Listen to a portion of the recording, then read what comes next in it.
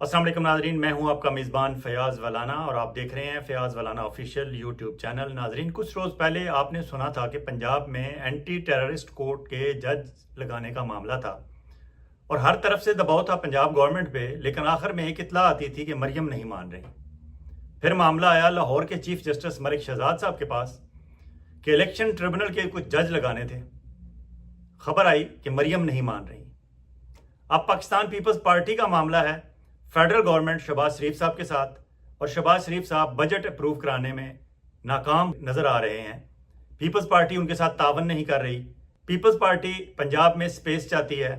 लेकिन आगे से रिपोर्ट आती है मरियम नहीं मान रही। अब गुज़श्ता रात मुलाकात हुई है शहबाज शरीफ और बिलावल भुट्टो जरदारी की, और उसमें ये बात भी ज़ेर बहस आई है कि पंजाब में आपको स्पेस क्यों चाहिए। आप बाकायदा इंतज़ामी मामलात आप मांग रहे हैं, लेकिन मरियम नहीं मान रही। आप यहाँ वज़ीर बन जाएं, मशीर बन जाएं, लेकिन वहाँ भी मरियम के चचा शहबाज शरीफ को बताया गया कि मरियम नहीं मान रही। फिर पंजाब में पाकिस्तान तहरीक इंसाफ के जल्द से जुलूस, कॉर्नर मीटिंग्स, पे पाबंदियों का मामला है। बताया गया कि पाकिस्तान में जमहूरी आज़ादियाँ हैं। मशवरा देने वालों ने पंजाब गवर्नमेंट को भी और फेडरल गवर्नमेंट को भी ये मशवरा दिया कि जब इमरान खान पाबंद सलासल है और पाकिस्तान तहरीक इंसाफ की मेन लीडरशिप भी तितर बितर है, तो उन्हें कॉर्नर मीटिंग जल्द से जुलूस करने की इजाज़त दे दी जाए। इसमें क्या हर्ज है। जवाब आया मरियम नहीं मान रही। इमरान खान और शाह महमूद कुरैशी के साथ अडियाला जेल में नरमी बरतने का मामला आया, तो जवाब आया मरियम नहीं मान रही। और फिर सनम जावेद और आलिया हमजा जैसी सियासी कैदियों की जमानतों और रिहाई का मामला आया, जवाब आया मरियम नहीं मान रही। मरियम कहीं भी नहीं मान रही, लेकिन एक जगह ऐसी है जहां मरियम सिर्फ मान नहीं चुकी, बल्कि अगर ये कहा जाए कि वो ब्लैकमेल हो रही हैं, तो ये कहना भी बेजाना होगा। इस पे बात करेंगे। और फिर आज काजी फायज ईसा साहब को क्या परेशानी है इस्लामाबाद में, सुप्रीम कोर्ट में। वो चाहते कुछ और हैं, दिल और दिमाग उनका साथ नहीं दे रहा, मजबूरियां उनके आड़े आई हुई हैं और वो मुसलसल गलतियों पे गलतियां किए जा रहे हैं। वो कोर्ट रिपोर्टर्स जब बाहर आते हैं काजी साहब की अदालत से, तो बाहर आके जब वो अपने अपने, चाहे वो यूट्यूब पे रिपोर्ट कर रहे हों, वीलॉग कर रहे हों, अपने टेलीविजन चैनल्स को बता रहे हों, या दूसरे कहीं तबसरा कर रहे हों, वहाँ काजी साहब के बारे में जो भी रिपोर्ट आती है वो कोई अच्छी नहीं आती। कल की समाअत में सलमान अकरम राजा जो कहना चाहते थे, पहले तो सलमान अकरम राजा साहब को काजी साहब ने बोलने की इजाज़त ही ना दी, और जब उन्हें बोलने की इजाज़त दी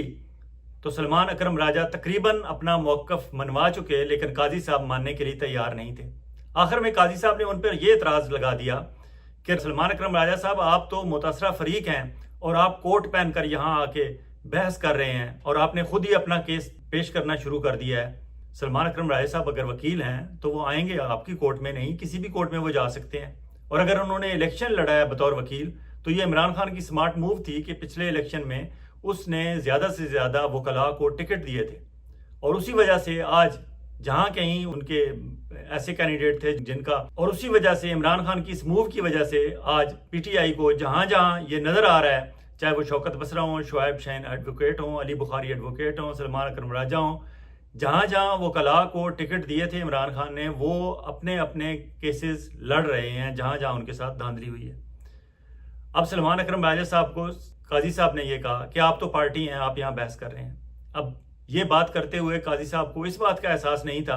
कि बाहर जब निकलेंगे रिपोर्टर्स तो ये फिर आप पे तनकीद करेंगे कि काजी साहब, एक तरफ तो आप इलेक्शन कमीशन को तहफ़्फ़ुज़ देने की कोशिश कर रहे हैं, तो क्या इलेक्शन कमीशन पार्टी नहीं है? और अगर जो पार्टी है वो मामलात ना बहस कर सकती है ना फैसले कर सकती है, तो इलेक्शन कमीशन जिस पे इल्ज़ाम है कि उन्होंने फॉर्म 47 वाली धांधली की है, उस वक्त की निगरान हुकूमत के साथ मिलके और मुस्लिम लीग नवाज और पीपल्स पार्टी और MQM वालों के साथ मिलके, जो इस वक्त हुकूमत में है, इन लोगों को हुकूमत में लाना था। इसलिए इलेक्शन कमीशन और इलेक्शन कमीशन के अमले ने इनके पोलिंग एजेंट्स और इनके कैंडिडेट के साथ मिलकर ये धांधली की। अब इलेक्शन कमीशन जिस पे इल्ज़ाम है वो किस तरह ये फैसला कर सकता है कि इलेक्शन ट्रिब्यूनल का जज कौन होगा और कौन नहीं होगा, जब लाहौर हाई कोर्ट के चीफ जस्टिस मलिक शहजाद साहब ने जजेस लगा दिए हैं इलेक्शन ट्रिब्यूनल के, तो उसके बाद इलेक्शन कमीशन रोकने वाला कौन होता है? क्योंकि वो तो खुद पार्टी है। एक तरफ काजी साहब पार्टी को बर्दाश्त नहीं कर रहे सलमान अकरम राजा को कि आप खुद इलेक्शन लड़ने वाले हैं, आप कोट पहनकर यहाँ कैसे बहस कर रहे हैं। दूसरी तरफ इलेक्शन कमीशन जिस पे इल्ज़ाम है اس کے بارے میں قاضی صاحب کا موقف یہ ہے کہ الیکشن کمیشن نے جو بھی ٹریبونل بنائے ہیں یا جو بھی ججز لگا رہا ہے یا الیکشن کمیشن جو بھی اقدام کر اٹھا رہا ہے وہ سارے ٹھیک ہیں۔ تو قاضی صاحب کچھ آپ ہی اپنی اداؤں پہ ذرا غور کریں۔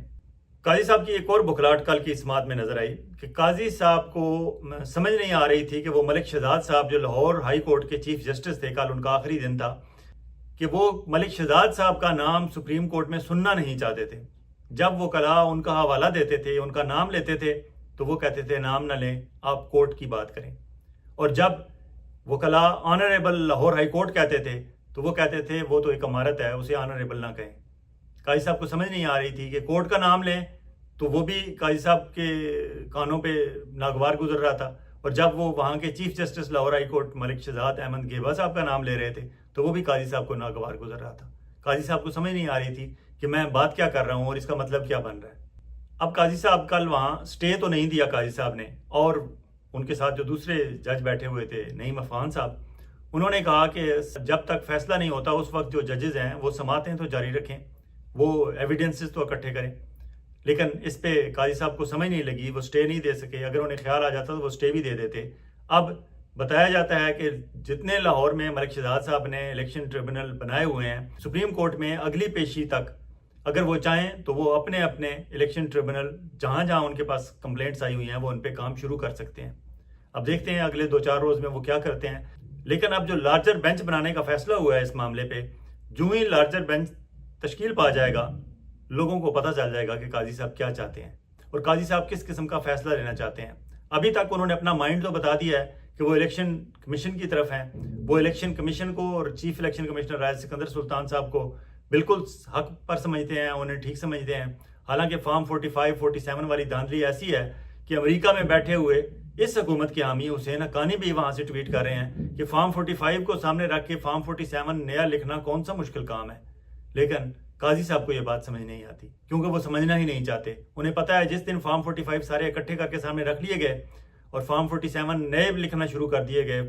تمام 45 اکٹھے کرنے کے بعد، تو نتیجہ کچھ اور ہو جائے گا اور شہباز شریف صاحب کی حکومت برقرار نہیں رہ پائے گی، جس سے قاضی صاحب کو امید ہے کہ شاید وہ قاضی صاحب کو ایکسٹینشن دے دیں۔ یہ ایکسٹینشن کا لالچ ہے جس کی وجہ سے جانتے بوجھتے ہوئے قاضی صاحب اس طرح کی حرکتیں فرما رہے ہیں۔ قاضی صاحب کے پاس اب جب کیس لگا ہوا تھا تو ایک اور پی ٹی آئی والوں نے بہت اچھا پاور شو کیا۔ سپریم کورٹ میں اندر سماعت ہو رہی تھی اس معاملے کی، الیکشن ٹریبونل کے قیام کی، اور باہر تقریباً 100 پی ٹی آئی کے وہ لوگ جنہیں آپ سنی اتحاد کونسل کا کہیں یا پی ٹی آئی کا کہیں، جو الیکشن فارم 45 کے مطابق جیتے ہوئے ہیں، وہ اکٹھے ہوئے اور انہوں نے بھرپور احتجاج کیا۔ وہاں شوکت بسرا جو ایک وکیل بھی ہیں، وہ بھی بہاول نگر سے اعجاز الحق سے جیتے ہوئے ہیں، اور وہ فارم 45 کی باقاعدہ بکس چھاپ کے جگہ جگہ تمام ٹیلی ویژن چینل پر لیے پھرتے ہیں اور کہتے ہیں بلائیں اعجاز الحق کو، ملائیں کال اعجاز الحق کو۔ اعجاز الحق صاحب فون نہیں اٹھاتے کسی ٹیلی ویژن چینل کا، کیونکہ وہاں جواب دینا پڑے گا۔ تو شوکت بسرا، شوزب کمل، سیمابیہ طاہر، مہربانو قریشی،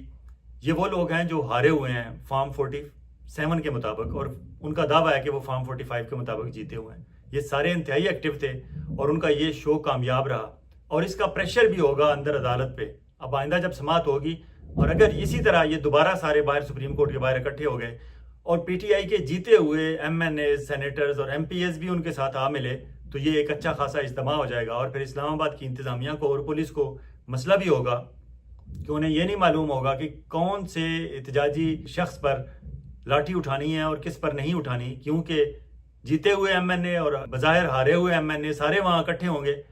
وہ ایک اچھا خاصا پاور شو ہو جائے گا پی ٹی آئی کا، اور میڈیا کی توجہ بھی لے لے گا۔ تو یہ ایک اچھی موو تھی پی ٹی آئی کی۔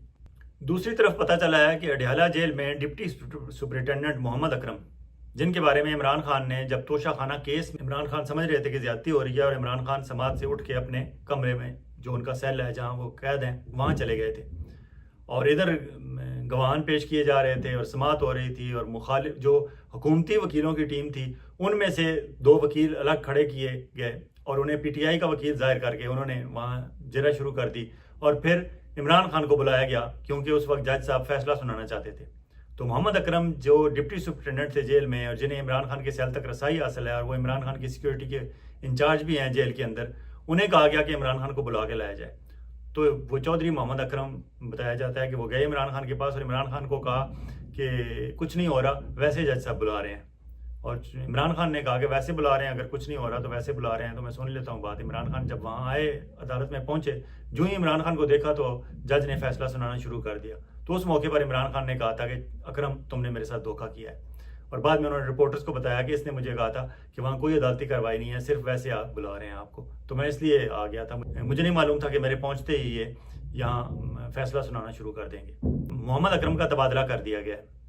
بتایا گیا ہے کہ مریم نواز نے جب اڈیالہ جیل سے اسے رپورٹس ملی کہ عمران خان کو اور شاہ محمود قریشی کو کافی وہاں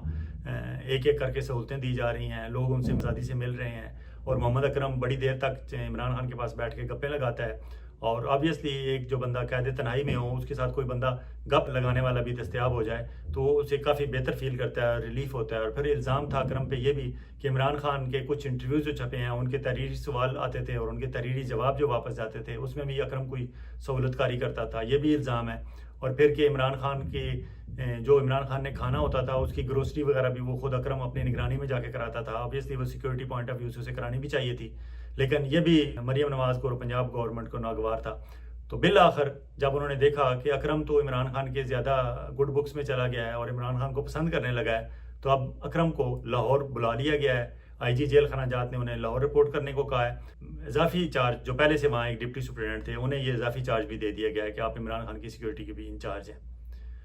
اس پہ پی ٹی آئی والے یہ کہہ رہے ہیں کہ شاید عمران خان کی زندگی کو خطرہ ہے، اور یہ کچھ عمران خان کے خلاف کچھ اللہ نہ کرے کچھ